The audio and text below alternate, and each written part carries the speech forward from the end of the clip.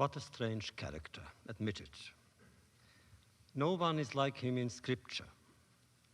No one has his problems, and no one had any suggestions as how he might go about solving them. Was he a prophet? If so, why is there no official reference to such a title? In fact, why is the very word, the verb, to prophesy, lenabbe, omitted from the text altogether? What kind of prophet was he anyway?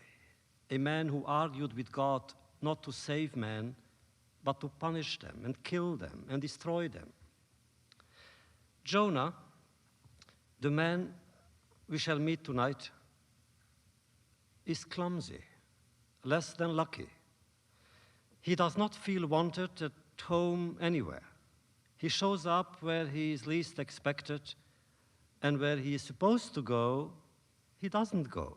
He refuses to go. What is it he wants?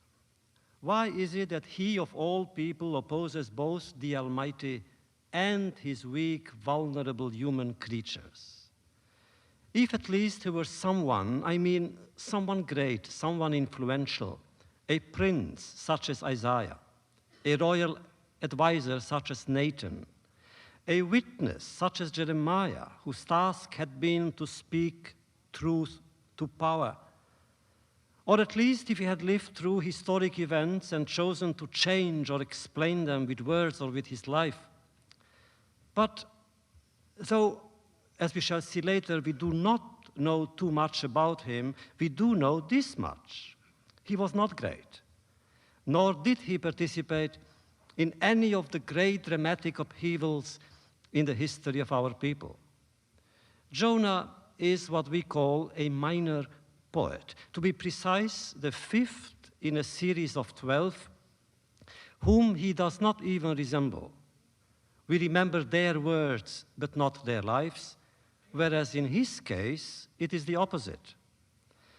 Granted, his story is presented on prime time, on Yom Kippur, which isn't bad. But when do we get to it? At Mincha services, at dusk, when everybody is tired and hungry and waiting for the climactic chanting of Ne'ilah.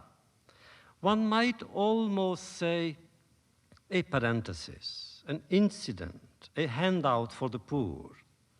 One is almost tempted to consider Jonah's story on Yom Kippur as a so-called filler. Poor prophet. He entertains rather than disturb his readers. He makes them smile rather than weep.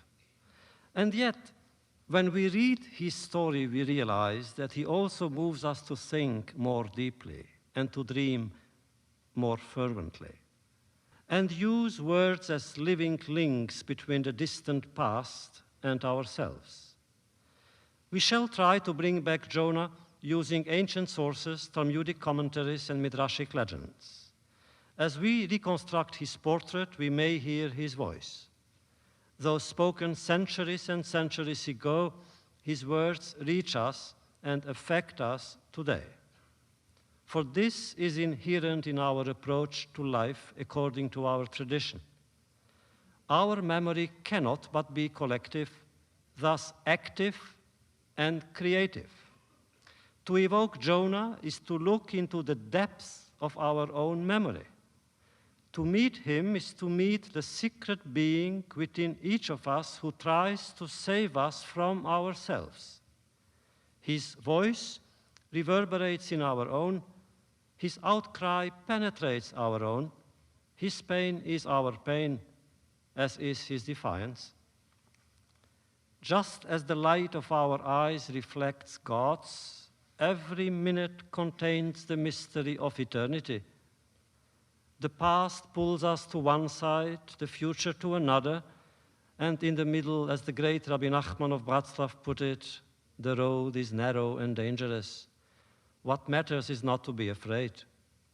What matters is not to forget. That is and remains the lesson communicated to us by all our teachers, all the sages that preceded us. And there they stand behind us, looking over our shoulders, judging our endeavors,